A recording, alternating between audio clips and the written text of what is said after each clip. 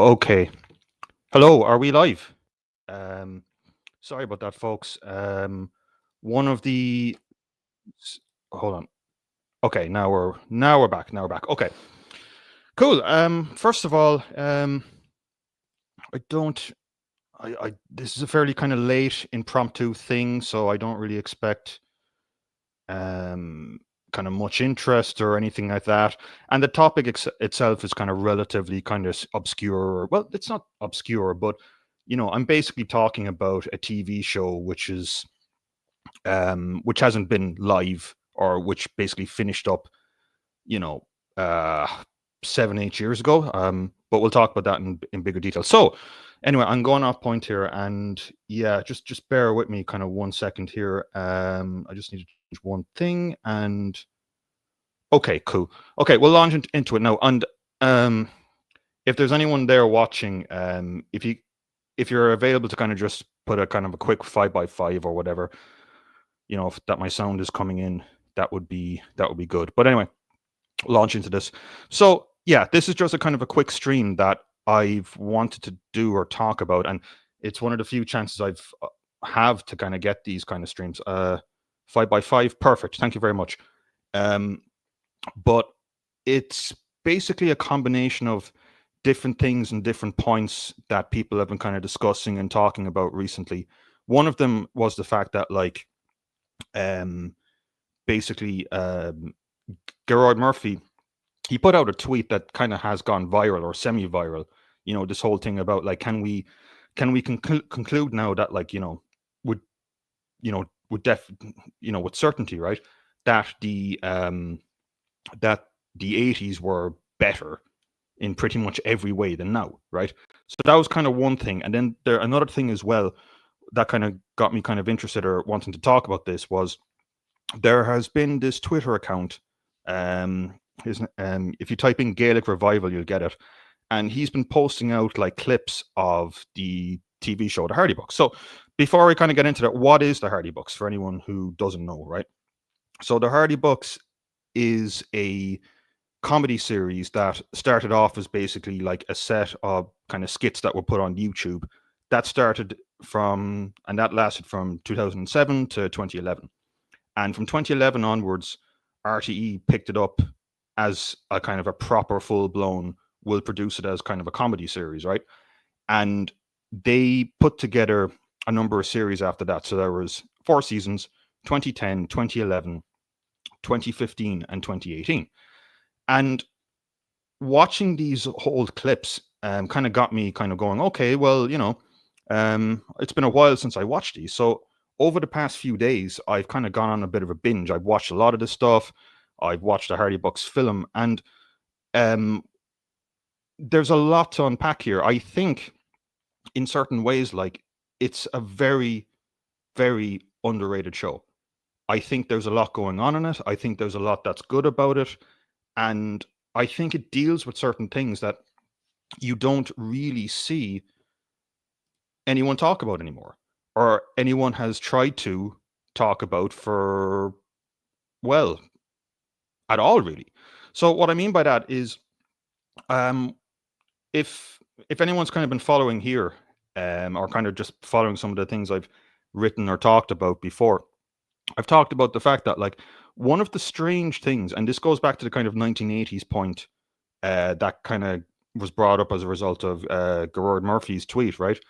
One of the strange things about the 1980s point, for me anyway, is that, like, the 1980s is kind of brought out to be like this massively, like, horrible, traumatic time.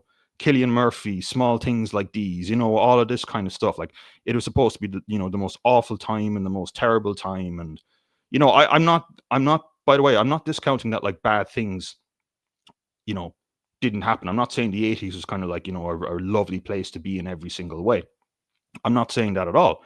But what I am basically saying here is that, if you kind of take a quick look, like, there's so much media, there's so much stuff dealing with, the 1980s and all that kind of stuff. But arguably, one of the most significant events to happen in the state's history was, the financial crisis, right? The economic collapse and and everything that kind of came from that. I mean, the major results of that were, well, I mean, one of them is that a lot of us here saw relatives just leave the country and never come back, which completely ended up like in a significant way kind of dismantling and bringing down the kind of social cohesion and social structure of the place, right?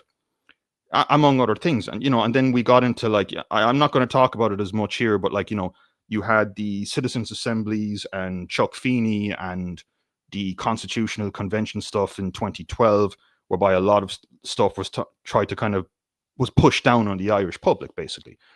But despite it being such a significant time, I always kind of found it kind of strange in the sense that this is such a profound moment in Irish history, right? And it really isn't talked about or discussed enough. Like, like how many bits of art or how many films or how many movies or how many books deal with it in that way from an Irish context? And there's not really any of it, really. I mean, and that you can even extend that down to the lockdowns, like, and why are these big significant moments, these huge moments, these gargantuan moments in Irish history, right? Why are they like never really discussed, right? Never really kind of dealt with, like, because I mean that's the thing, like, with art or movies or whatever, like, they're made and people like them, and if they're good, people relate to them, right? You know, um, but there's not really that much on it, and except for this, like the Hardy books, like when you kind of, I mean, first, I mean, let's just give kind of like a general kind of review of the show. I mean, sometimes it's a bit inconsistent, yeah, sure, and sometimes some of the writing can be a bit strange, and sometimes the kind of mockumentary style is a bit inconsistent with kind of the plot, right? But overall, like if you kind of watch it as a kind of a document of Ireland in the 2010s, it's pretty damn good. And there's a lot of kind of nuance, and there's a lot of kind of interesting things and interesting bits and pieces underneath the surface of all of this. So, like for example, um, like you can go in a number of different directions with this, but and there's other kind of interesting things in terms of like how, because I was watching a podcasting earlier, and it was the guy who played what's his name, not Buzz, the other guy, um Maloney, that guy, right? Eddie, basically, in the show, right? And basically Eddie was kind of talking about like how him, and because he and Viper were kind of like among the main writers of the show, and basically they said they had awful problems dealing with RTE. Basically, RTE were telling them to change stuff and do this and do that, and they said like a lot of the original scripts, or he said a lot of the original scripts rather, were a lot more kind of edgy or spicy, and RTE basically stopped them from doing stuff that they wanted to do, which is also interesting. But we can get onto that in a bit. But ultimately, like, there are a lot of different strengths to the show. There are a lot of things I like about it. I mean, one of the things that is kind of genuinely lovely or refreshing about it, in my opinion, is the fact that like it is a very, very wholesome show in a sense. So what I mean by that is, um, like, I mean, when people kind of, you might be listening there and you kind of might bring up someone like, I don't know, like Lenny Abrahamson, right? And to be honest with you, I've never been a fan of his, right? I've never been a fan of his. And one of the reasons I've never been a fan of his is that, I mean, for example, if you take a look at the film Garage, right? All of the characters in Garage are just mean, nasty people. Like there's kind of an edge to some of the stuff that he kind of makes. It's kind of like there's kind of a nihilism kind of there. Like, it's this kind of Game of Thrones kind of stuff, which I've never kind of really liked. Like, everything is meaningless, kind of, kind of everything is random. Life is horrible and all this kind of stuff.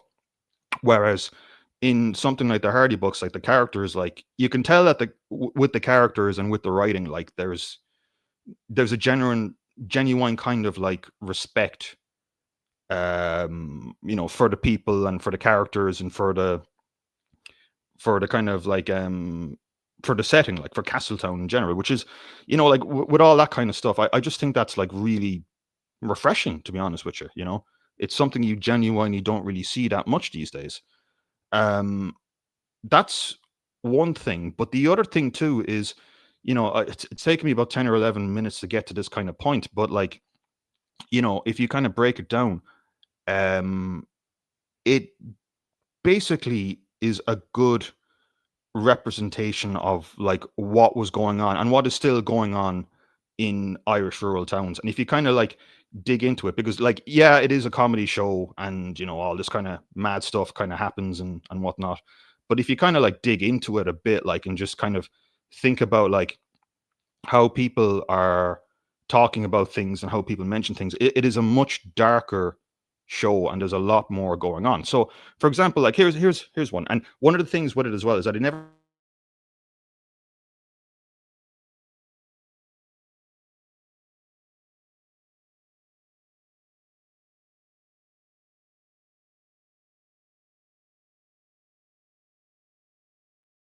randomly across the show, which is basically the idea that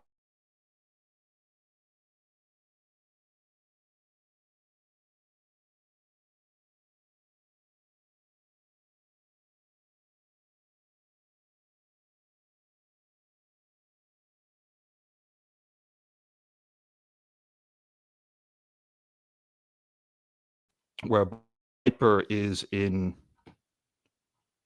sound is gone again, is it? Um Hold on 1 second. Duh, duh, duh. Hello, we back?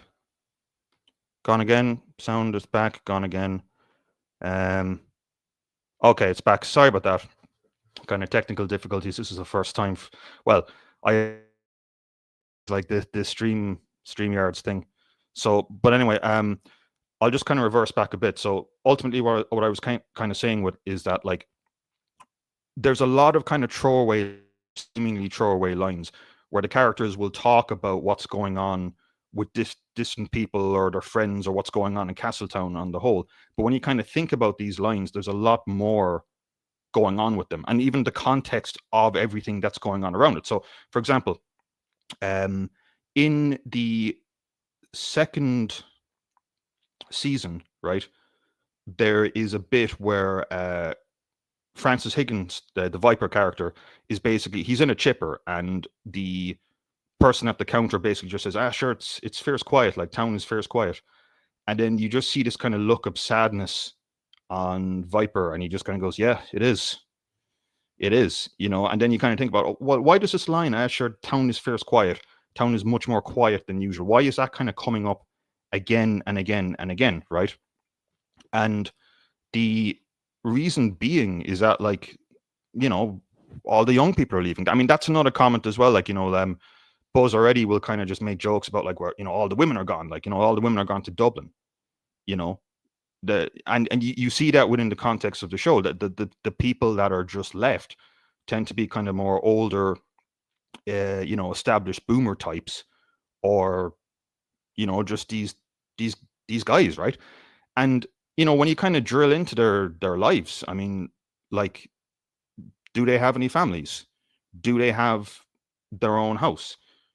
What's their employment situation back? And a lot of this is kind of played up for comedy, but again, just to go back to um Gerard's kind of like 80s stuff, like if you trace back, like comedies or shows people kind of watched in Ireland, like in the 70s or the 80s, or even something like Father Ted, right? This is a much darker show than Father Ted. What look at the kind of social background of something like a Father Ted compared to Hardy Books. Like, it basically depicts these men in their 20s and their 30s who have nothing. Like, they have distractions. There's nothing to do. Like another common line that comes in, sure, in Castletown, the only thing to do is drink, right? Like, there's all this kind of stuff, kind of going on like that, and all these kind of like little just bits and pieces. I mean, there's a great scene that I liked, and I thought it was well done actually. It's a scene with like the four or five of them, basically drinking cans out on this kind of old train track. and they're basically talking about how like these train tracks used to carry people out of Castletown for people leaving the country. Now that basically the train tracks have been decommissioned and no one leaves out there anymore. Little lines like that, little moments like that. And the other kind of there's other interesting little things as well. I mean, there are actual comments. There's actually, which has surprised me actually. There's a comment in one of the episodes where Eddie basically goes like, "There's too many foreigners in Castletown now." You know, and this is kind of like in a 2010 episode. Matthew Barry says it's probably the most accurate depiction of rural Ireland, 2007 to 2014. Honestly, hasn't changed all that much fundamentally. Yeah, that's the thing. Like, and there's other kind of little things as well, kind of going on with that. Like, I mean, I mean, for example, like one of the things I kind of found interesting as well is that one of the characters, right? He's a guy called what is it, French Toast? And basically, one of the things with French Toast, right, is that he's a very heavy drinker. Like, he's alcoholic, borderline alcoholic, right? And he is self-aware enough to know this, and he wants to improve himself, and he wants to get better out of it, right? But there's this kind of you can kind of see this dynamic sometimes in friendships, whereby like the only thing they have in common is the fact that they're stuck in the same place, and there's nothing to do but drink. And once he stops drinking, he kind of finds himself increasingly as a sort of a social pariah. I mean, there's literally a whole episode where they try to get him back drinking, right? Because he's so boring to everyone else when he's not drinking. That like that's and it's pulled off pretty well. Well, it's pulled off pretty reasonably well. Maybe there's a couple of flaws with it or whatever. But again, like I don't think a show kind of, if it was completely bad or incompetent, would have been able to pull something like that off or sympathetically off. Or the fact that like, the whole thing about like, Viper being a low level drug dealer and all of that, like the whole town is just like flooded with drugs basically, right? And there's no answer to it. It's just kind of allowed just fester there and just build up there. And so you've got this kind of combination of like, like, I mean, among the most kind of self-aware characters in the show, in my opinion, one of them would be French Toast, and the other one is, Eddie, right? And both of them, in a sense, like, know they have to kind of like change something, right? But neither of them kind of necessarily have the means to do so, because the means to do so are increasingly kind of basically denied for them. And so, like, a lot of the economy, a lot of, like, obviously this is played up for like, comic effect and whatnot, but a lot of the economy is like all these kind of weird gigs and kind of small bits and pieces, kind of, to use the old Dublin term, nixers, you know, all of that kind of stuff kind of going on in the background. And it's just, like I said, it's just absolutely fascinating to watch it, because it really is like, you know, it couldn't be made today for a couple of reasons. I mean, one of the main reasons is, I would suppose that, like, especially what's gone on over the past while, a major concern of a lot of these kind of small towns would be things like iPass centers and whatnot. Do you think that, like, there could be a Hardy Bucks plot involving? No, there couldn't be, right? There couldn't be. Um, it's just really, really fascinating to watch. And then even the way that, like it makes basically a villain out of these kind of, a bad guy out of these kind of Gombeen guys, the guy who owns the local golf club and is just like buying up everything around him, you know. Um, and there's a really good scene, I posted it on my Twitter account, whereby like French Toast is basically confronting them, like, talking about like, and that's actually another thing we can kind of get into as well. It kind of goes into kind of the economics, like, of the kind of Gombeen man, like, so you see it more through like Eddie's kind of uncle, the Uncle Mick character, who's really good. And he's kind of talking about the fact that, like, Asher, like, he may not lie straight in the bed, but he brings money in. Asher, he's a good old lad, so there's a kind of like apathy of, like, the kind of Gombeen guy, but there's also that kind of, recognition, in the sense that, like, what they're doing to an awful lot of Irish communities is often outrageous, for lack of a better phrase. Um, but it's just kind of really really interesting because you can use this in a sense. Yeah, the uncle is great. Just what Mark said there. Yeah, he's one of the best characters, and like there's so many gems in that. Like there's even in what's probably the worst season, which will be the fourth one. There's a scene there whereby like the uncle and Eddie are basically talking about the fact that like you know the uncle basically just says, look, when I was your age, like I would work like crazy and there'd be so much work to do.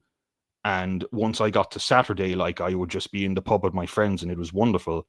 Nowadays, like, the price of everything is so expensive and people can't go to the pub anymore. And it's just like a throwaway line in the show. Like it is nothing to do with the kind of the main plot. Well, actually it does a little bit, the whole kind of virtual reality pub thing. Sorry, I'm thinking out loud. But, like it does kind of tap into stuff like that, like the Gone Bean Man, the kind of low level kind of like jobs, that like people do to kind of get by, the lack of anything to do, the fact that the town is getting quieter and quieter because more and more people are leaving. There's so many kind of like nice little details there. It's just really really something else. And just before I kind of went on that point, like the interesting thing about it too is that you can kind of I like to talk about, or I like to you know art or whatever, like, or music or films or computer games or whatever, like they're a good, like, if people are kind of like relating to something, then it's telling you something, right? I mean, it's because I remember it as well when I back in the day, like people used to talk about the Hardy books a lot, or a bit more, and like um you know sorry, just kind of just checking something there, kind of went a bit funny. But like, just kind of before I kind of went on that ramble there, you know basically, like, you have to ask yourself the question, when people kind of say like, oh, they like the show, they find it kind of like really relatable or whatever, like everyone knows a Buzz or everyone knows an Eddie, right? But also, like, the next kind of level on top of that is like, why do people find it relatable? Because it's an accurate depiction of rural Ireland in the 2010s. And what is that depiction? It's a depiction of a whole group of men, late 20s, early 30s. Their friends are leaving. The town is quiet. I know I keep repeating that, but it's just great the way that line keeps coming up in the show. They've got no families. They've got no kids. Their employment situation is precarious. There's kind of low level weird crime all over the place. They're kind of resorted from this, and yeah, it's a really, like, it's just kind of a fascinating kind of watch like that. So yeah, greetings from diaspora. Yeah, greetings from Ireland, I suppose. Yeah, I just thought it was kind of interesting. Like, I mean, because like it really is an issue that is just not talked about enough. Like, there is no kind of big epic novel. There is no big epic thing that goes into the actual, like, psychological changes and psychological impacts of the financial crisis. I mean, people will talk about how evil and dark and awful the 80s are. But here's another thing. Here's another thing, right? Just to go off on that point. Um, I was watching, because there've been a few people have commented on Gerard Murphy's tweet a lot, and Thomas Sheridan basically made a sort of a response video, and it's a very good one. And he's talking about like the 80s and what the 80s was actually like from his perspective. And he kind of made the point that, like, when he was in the 80s, like, you have this burgeoning fucking Irish music scene, and you'd have all these different bands and all these great bands coming to Ireland and all of this kind of stuff. And, you know, in comparison, it just kind of feels like these kind of movements or these kind of cultures are dead now. And again, like, no one's kind of like really contact or really delved into this stuff. Now, I think one theory on that, or I have a theory that, like, the way that, like, if you take a look at, say, um I don't know, like, fashion or music or whatever from the, like, 70s, you can tell you can listen to an album that came out in the 1970s and you can tell immediately by the sound of the production it's a 1970s album. Or the fashion, you can tell immediately this is 1970s, this is 1980s, this is 1990s. But if you say watch a TV show like The Office, right? The original UK Office with the Ricky Gervais one, like that show is almost like 20 years old now, more than 20 years old at this stage, and yet it looks like it could have been filmed yesterday. You know what I mean? Like the clothes, the fashion, in certain weird ways, like it's kind of like a lot of culture came to a halt in the early 2000s. You know, there it you don't really get this is a distinct 2010s thing or a distinct 2000s thing. You know what I mean? Like you can tell, you can send a photo or a music or a bit of music or whatever, and you can tell, that's the 1970s, that's the 1980s, that's the 1990s.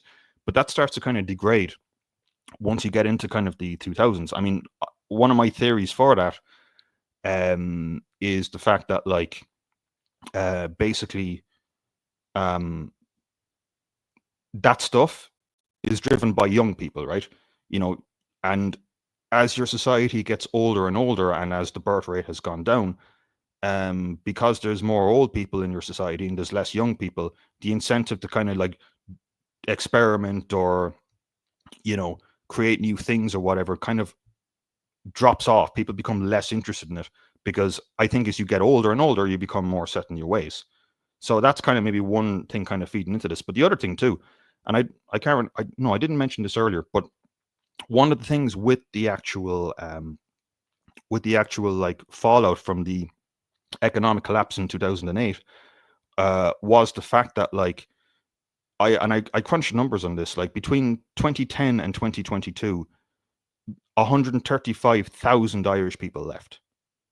And that was kind of more disproportionately kind of younger people, your 20 to 40 age group, all of that kind of thing. And, if you've got that amount of young people who just left, right, then they tend to just like not be around to create new stuff, or, the society is overall kind of less interested in creating new stuff. Now, I mean, to be fair, there are other kind of good films and good movies that have kind of like talked about some of the things in Irish society. I quite like the movie Calvary, the Brendan Gleeson one. But yeah, there really isn't that much there, and it like that in itself is kind of an interesting thing, because I think, if you wanted to add on to, like, kind of Garroyd's thing about, like, the 1980s stuff, like in the 1980s, you would have had the artistic freedom, and there would have been much more interest in the artistic freedom to kind of make TV shows or make documentaries or write books that kind of explore these themes and explore these topics. What are the consequences of the bank bailout? What are the consequences of the the guarantee, the bond guarantee, right? What are the consequences, social, political, psychological, of 135,000 Irish people leaving between 2010 and 2022, right? Like, I think you would have had a lot more freedom and interest to kind of go into that and pursue that. And that's kind of the interesting thing with the show, because, like, I've kind of read up on a few things on, like, is there kind of an interest in kind of bringing the thing back? I was reading a thing, one of the actors that played SIM Card talked about the fact that, like, the biggest hurdle in getting the show back is basically, I think the Viper doesn't want to do it. I don't know if that's true, or I don't know how much that's going to change, but I think ultimately, like, if you were to make the show, I don't think you could make it today, because I think it would just be so controlled and it would be so kind of managed, because, like, the show in and of itself was, like, dealing with, like, genuinely kind of just like, I like, it is a funny show, and I know, like, there are some really funny bits in it, like, and I think your man Francis Higgins is incredibly funny. Like there are some absolutely, like, golden moments, like, well, in fairness, post Crash, the comedy on TV from the Irish Pictorial Weekly, Savage High, Hardy Bucks, was great. Yeah, okay, Savage Eye. That's another one too. Like I didn't think that was kind of the funniest, and that was kind of more like kind of that kind of felt more like kind of almost edgy for the sake of edgy, if that kind of makes sense. Like you don't get kind of moments like, I mean, there are some kind of genuinely sad is too extreme a word now, fuck it, like, but you know there are moments kind of like, where Eddie's leaving for America, and like, people are just getting upset, and kind of, like if you've kind of like just been at one of these kind of, going away parties for someone leaving or anything like that, it's a fairly accurate kind of depiction of that, if that kind of makes sense. Um, but yeah, it's just like, it's just something that it feels kind of oddly kind of unique. Like, it is an accurate depiction of that time and the transitions that were kind of going on that time, because I think it's kind of even hard to remember like just how things changed so much, right? Once Fine Gael got in 2011, just like how things started changing like rapidly, very very quickly. And you kind of watch these old shows or older shows, or kind of read these older books, and you kind of realize things that like things were not like that, or things were kind of like different in that way. So yeah, like there's a lot of kind of good stuff there. I I think as well. I think as well, like another kind of interesting part of the show too. Um, you know, and I wanted to reference a tweet there. I think that by an account called Feener. Um, the I'll share these links actually. I'll update the kind of the description and whatnot. But he basically had a point that, like, like if you take a look at the context of the show, like, it's Eddie and Buzz in that cottage, right? And he kind of makes the point that, like, and the tweet is basically something along the lines, I'm paraphrasing obviously, but the tweet is basically like, a reminder that in 2011, living with one guy in a house and having your own Nissan Skyline is, comical poverty. And you know like, again, that this goes back to the kind of 1980s thing, or kind of like, whatnot, line go up, um optimize or maximize GDP or whatever. you know um it you know Even that, like, even that level in certain ways is actually much better than a lot of people have today. I mean, your own fucking car, Nissan Skyline. You know what I mean? Like, it shows even in that way, from the kind of like local domestic economy, like how things really have like degraded. you know so like, yeah, it's just kind of just fascinating to kind of watch, or fascinating to kind of see like the kind of whole thing play out as well. um yeah, imagine trying to make the Savage Eye nowadays. Yeah, no, they they wouldn't it wouldn't be allowed, like, it's as simple as that. So yeah, I mean, I always liked. I'm sorry, I'm just reading the comments here. I always liked Wally Breslin from Irish Pictorial Weekly, the washed up Celtic Tiger property developer. Yeah, yeah, and the show, or the movie Calvary, the property developer guy in that as well. That's played by Dylan Moran, is very good.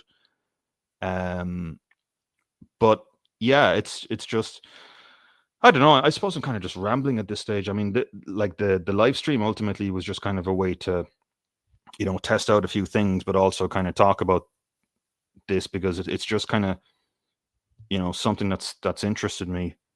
Um, I think there's a couple of other points I hadn't just kind of to talk about there, or think about, and then we'll kind of wrap it up. It was never meant. This was never meant to be kind of a long stream. And cheers to the 17 people who are watching. That's good stuff. But um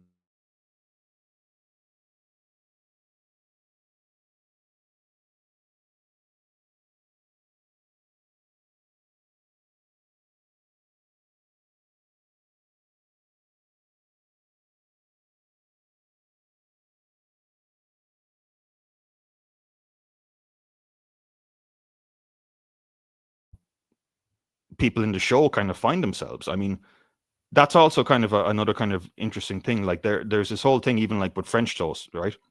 French toast gets into this weird yoga hippie new atheist thing, and it's funny and it's well done, but it just kind of shows like when you don't have kind of the avenue, you're kind of stuck in a place like this, and you're kind of attached to it, but you kind of know that it's kind of messing you up at the same time. You know, people can end up in these kind of like these kind of strange areas or strange roads, or however you want to phrase it. And that's kind of another thing as well, like people, and that's actually a theme that kind of runs through the show a bit more, like even at the end, like there's a couple of episodes which talk about like people just like you know being addicted to electronic devices and just like never leaving the house. There's an episode in season 4 which deals in that. uh Notice that the church is never shown the Hardy books.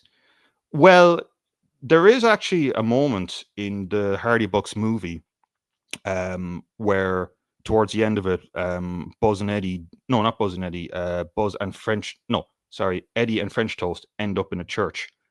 But yeah, like you're right. Like there's no, besides that kind of one scene, there's no kind of like religious stuff or anything like that. And also an interesting thing as well, like you just see there's no real contact with any of their families, right? You never really see French Toast's family. And French Toast, the story behind him is oh crap, I maybe spoiled the movie a little bit for you. But yeah, you're right though. I agree, Matthew.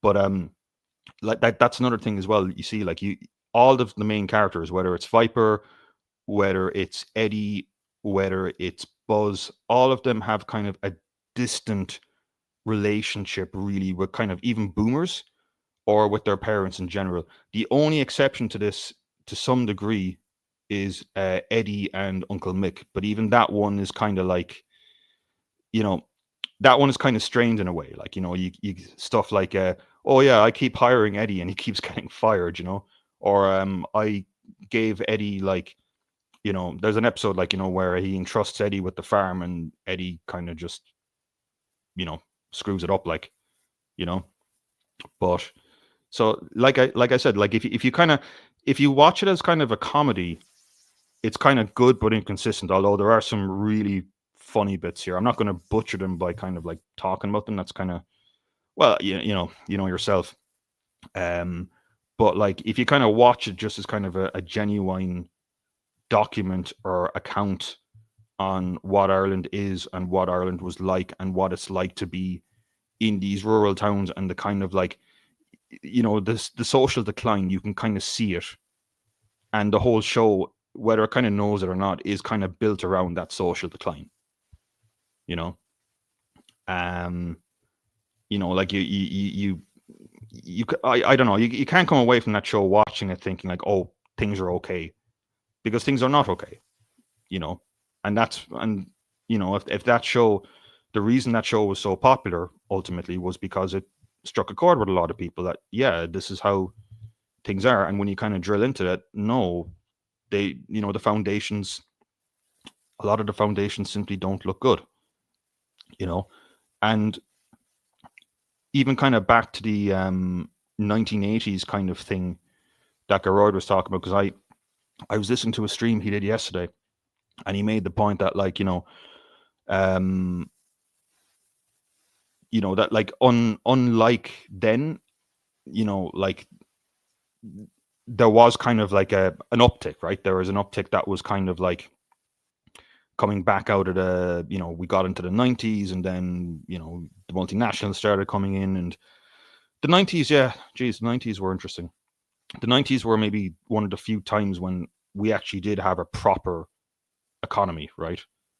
Like, I mean, multinationals are, I mean, they're not necessarily a bad thing if they're properly managed. I mean, even if you want to think about like the phrase Celtic Tiger, the Celtic Tiger that phrase came from, like, Asia, like Japan and Taiwan, and, the Asian tiger, right?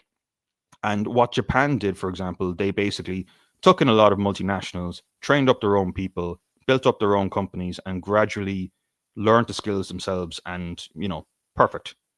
That's what we should have done. But, ultimately the economy ended up being a genuine built on something economy, and then it transitioned from that into basically a credit fueled, mortgage backed mess. Although obviously our system was kind of different from the subprime issue that was going on in America, and then we transitioned from that into, you know, FDI, you know, corporation tax money at the expense of everything else. I mean, there's a recent, like, I remember watching it on RTE. You know, they had a kind of like, oh, like, yeah, economic growth continued to do well this year, and then it, you know, when they kind of talked about the figures, they kind of said, well, despite that, the you know, the domestic economy only grew by 1%, like 1%. Okay, so the domestic economy is growing by 1%, but inflation is considerably higher than 1%, right? So between all of those things, the domestic economy, excuse me, is getting absolutely smacked in the face right now. And, you know, on the overall, like, aggregate level, things look fine. You know, line go up and Apple money coming in and all this kind of stuff. But again, it's like, you know, it's like that Simpsons paradox thing. Like, you know, you start breaking things down or looking at different trends in different groups, the the results are like, or what's going on is completely different. I mean, that, you know, I mean, fair juice to the show in a way, because it actually just kind of, it does look at these rural towns, and it does, like, you know, like I was kind of saying earlier, there's nothing nihilistic about the show in a sense. Maybe the characters feel nihilistic, but, you know, they're, you know, the characters are just kind of, in a sense, normal people. Obviously caricature is normal people, but you know what I mean.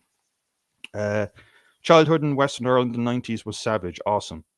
Yeah, I mean, like, you know, you couldn't have made, that's the other thing too, actually. You know, I've been saying, like, oh yeah, you know, you couldn't make Hardy Bucks today. Well, that's the thing also, you couldn't make it maybe the 1990s, because if you made something like that in the 1990s, people would go like, what the hell is this? You know, that it doesn't work like that. You know, my, like you were saying there, like, you know, your childhood in Western Ireland was great. You know, I don't relate to, you know, guys in their late 20s and early 30s with nothing to do but, you know, um no employment prospects, and, you know, nothing to do but drink and whatnot. You know, it just simply wouldn't, it wouldn't work or wouldn't fly. um I loved growing up in rural Ireland. I had friends exactly like those guys: the alco, the car head, the hard man, the drug dealer. Great times. Yeah, I mean, like, no, I mean, like, there's some great characters in it. Like, I like how deadpan Salmon is, and I like, you know, the whole thing with Viper's character is great. Like, you know, he's this kind of narcissistic little coward who kind of, you know, who tries to kind of bully and go after people and whatnot, and he's, it's funny, and it's just well played, basically. Yeah. um but yeah, uh I grew up as a teenager in West Cork during the Celtic Tiger. Honestly thought Hardy Bucks is a documentary of that time. I'm only young, and I know lads like all the characters. Yeah. Yeah, like I said, it's not like, you know, again, like, if you watch like Lenny Abrahamson, you know, there's kind of a, you know, there's a kind of a dark edge to all the characters, like, and they're not pleasant people, and it just kind of feels weird to watch. You don't get it from this show, like, you know, you don't get it from that, which was nice. But um so yeah, I think that's it, really. I relatively short stream. I just kind of wanted to ramble about Hardy Bucks for a bit and just try out some new equipment and whatnot. So how many people do we have live? We've got 17 people watching. Oh, good stuff. Good stuff. Um, yeah, I don't know. Like, I've been streaming mainly on Telegram for the past while. Mainly because of, like, you know, YouTube and whatnot. Like, YouTube kind of went after my channel a bit. Like, you know, when I was doing some of the lockdown stuff, and I kind of just went off it then. But it's kind of fun to do stuff like this. I was thinking of doing kind of maybe some bigger streams in the next while. Thinking of doing in thinking of doing a couple of things in like the Irish economy, what the Irish economy should look like, maybe some kind of like how things might look geopolitically in a little while. That might be kind of interesting. There might be a couple of things I'd like to talk about there. So yeah, I mean, do I have anything else? Just have a couple of notes here. Let me just. Yeah, I don't know. I think we've kind of talked through everything here. So yeah, just a random, quick, 45-minute random rant on, Hardy books, and yeah, I kind of feel like I haven't gone into it enough in a sense. Like maybe just kind of a quick point here. Um, like I haven't really talked about like specific like funny moments or anything like that. Or I'll talk about that maybe just very briefly, and then I'll leave you off. So sorry I'm rambling, but you know, like one of the things I kind of like as well, like is there's a real kind of like self-contained like every kind of story builds on the previous episode. So there's kind of an overarching kind of theme, like like Eddie planning to leave for America and kind of like trying to get money to go. That was one of them. Another one was that like they're just kind of going mad with boredom and they're trying to get to Ibiza. It's another one there, like and then kind of like in the third and final season, there's this whole kind of thing about like Viper running an ice cream truck, which is pretty good. But yeah, like it's just kind of it's just very good. I mean, I suppose my favorite episode, there's a really good one in particular which I quite like. I think it's season 2, and basically and actually this is a great episode. They one of them gets a broadband and a laptop and installs it in the house, and then they turn it into this weird business whereby like there's like hundreds of people like going to their house to use the laptop. It's kind of a funny like you can kind of see a little bit like the smartphone kind of technology and kind of like the internet being more ubiquitous and all that kind of filtering into Irish society. And I think that's kind of because we kind of forget that, like it's kind of like it was almost kind of like, oh, one year we didn't have like smartphones and laptops, and then it kind of that stuff kind of started coming out of nowhere, and then you have streaming and whatnot. But I like that episode because it's got like 4 or 5 different like plots that almost don't feel like they make sense, and then they all kind of coalesce in the end, and then it's just good. Like it's just funny. And I think the other kind of thing with it too is that like, because like I was referencing there with Maloney talking about it, like how much did RTE kind of like damage the show or wreck the show, or even if it like sometimes like when you've got like creative constraints, maybe it made the show better. I don't know. I really am just rambling now, but yeah, like there's just a lot of interesting stuff kind of going on.